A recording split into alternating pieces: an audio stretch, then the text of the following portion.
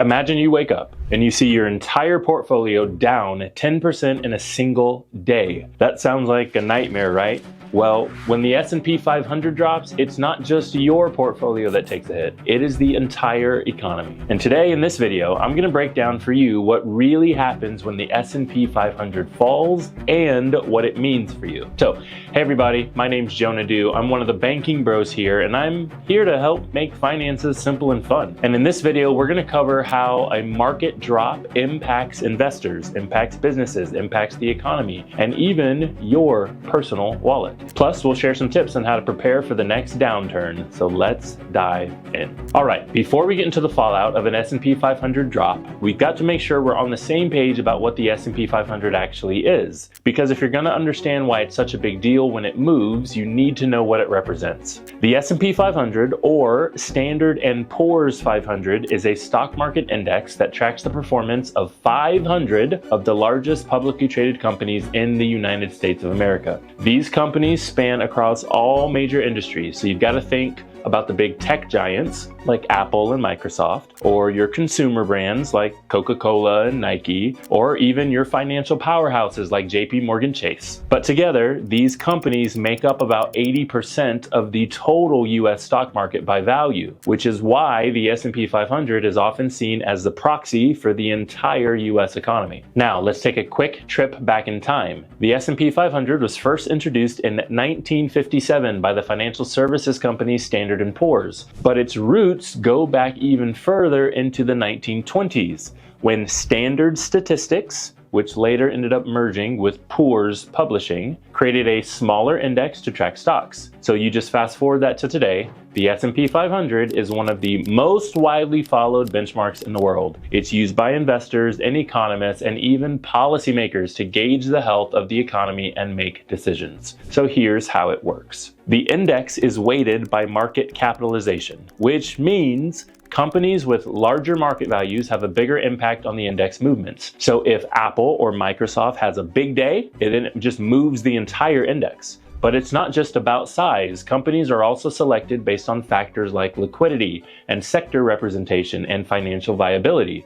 And this ensures the index reflects the broader market and the economy. So why does all of that matter? Because the S&P 500 is not just a number on the screen. It's actually a reflection of the collective performance of some of the most important companies in the world. When it moves, it's not just investors who feel it. It's businesses, it's workers, it's consumers, it's even governments. In other words, when the S&P 500 drops, it's not just a stock market problem, it's an everyone problem. And I'm gonna break that down next. So, all right, the S&P 500 drops. What happens next? Well, the first thing you'll notice is just a slight bit of chaos. The market doesn't just dip quietly, it sends shockwaves through the entire financial system. Let's break this down. When the S&P 500 falls, volatility goes through the roof. So there's something called a volatility index. It's often called a fear index. And this thing tends to spike as uncertainty takes over, which means that prices swing wildly.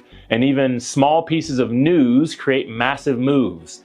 It's like the market becomes this roller coaster and then everyone's just holding on, and any sort of news sends us one way or the other. As fear sets in, investors then start looking for safer places to park their money. This is called flight to safety. So you'll see spikes in bonds, in gold, in cash. They become way more attractive. In 2020, when COVID hit, there was even a spike in consumers placing funds inside of whole life insurance or other savings vehicles, which is something that I highly recommend. For example, US Treasury bonds often see a huge surge in demand, which drives their prices up and their yields down. Gold, which is seen as a store of value during turbulent times, also tends to rise. Then what's next is called panic selling. When people see red in their portfolios, the numbers on the screen, their emotions take over. So fear of further losses leads to a rush to sell, which can create just this vicious cycle. So even strong companies with solid fundamentals can see their stock prices plummet,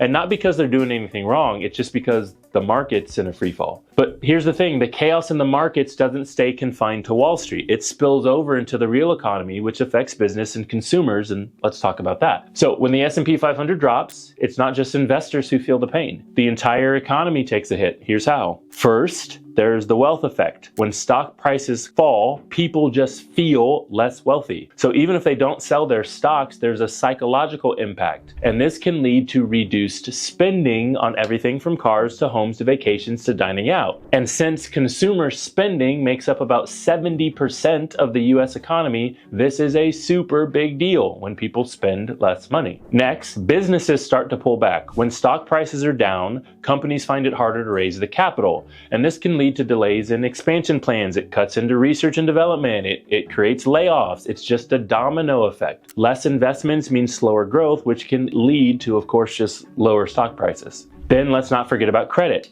Banks and lenders often tighten their standards during market downturns. And this means it's harder for businesses and people to get loans, to grow, for their consumers to get mortgages, for cars. Tighter credit can further slow down economic activity, which creates this negative feedback loop. But wait, there's more. The ripple effects of the S&P 500 don't actually just stop inside of the US border. They spread across the globe and can have long-term consequences because the S&P 500 is not really just a US thing, it's this global benchmark. So when it drops, the effects are felt far and wide. And here's what happens on a global scale over the long term. First, international markets often follow the S&P 500's lead. So countries with strong trade ties to the US, like Canada and Mexico, can see their stock markets drop in tandem. And even emerging markets, which rely on foreign investment, can take a hit as investors pull money out of the riskier assets. They're going from investment type portfolios based to savings type. That also, of course, is going to have an impact on currency. So during market downturns, investors often flock to the US dollar as a safe haven, which can cause the other currencies to be weaker, which hurts the countries that rely on exports. For example, a stronger dollar makes the US goods more expensive abroad, which actually hurts American companies that sell overseas. Over the long term, a sustained drop in the S&P 500 can increase the risk of recession. If consumer spending and business investment and credit availability all decline, it can create a downward spiral that is hard to break. But it's important to remember that not every market drop leads to a recession. Context does matter. Things like the strength of the labor market and the response from policymakers make a humongous difference. And on the complete flip side of this, market drops actually can create opportunities. Stocks go on sale. Long-term investors can scoop up quality companies at discounted prices. Warren Buffett's got this really famous quote. I know he's got a lot, but this one I like. Be fearful when others are greedy, and greedy when others are fearful. A market downturn can be a great time to buy if you've got the stomach for it. So with all this in mind, what should you actually do when the S&P 500 drops? Let's talk about some practical steps so you can protect yourself and even capitalize. So if the S&P 500 drops, here's step number one. Stay calm and avoid panic selling. First and foremost,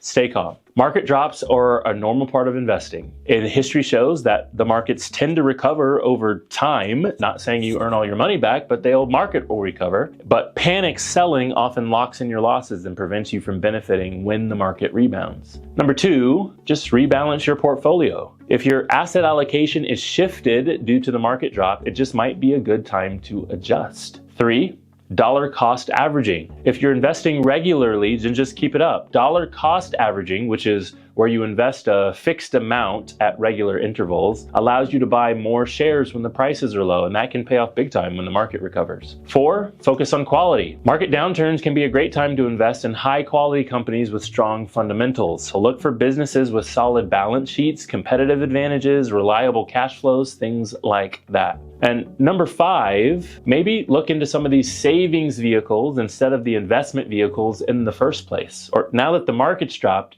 and you're going to move a lot of your assets into the savings environment, keep it there, right? The S&P 500 drops, it creates chaos in the markets. It slows down the economy and impacts global trade, and you individually lose a bunch of money. But it's not just all doom and gloom. Market drops also create this opportunity for savvy investors. The key is to stay calm, stick to your plan, focus on the long term. And if you're a person like myself that just does not like to lose money, maybe take a closer look into the safety of treasury bonds, the safety of the infinite banking concept and other savings vehicles instead of the investment vehicles. You can click the link in the description of this video and you can learn all about these guaranteed safety vehicles that I like so much. Thanks for tuning in. And until next time, happy banking.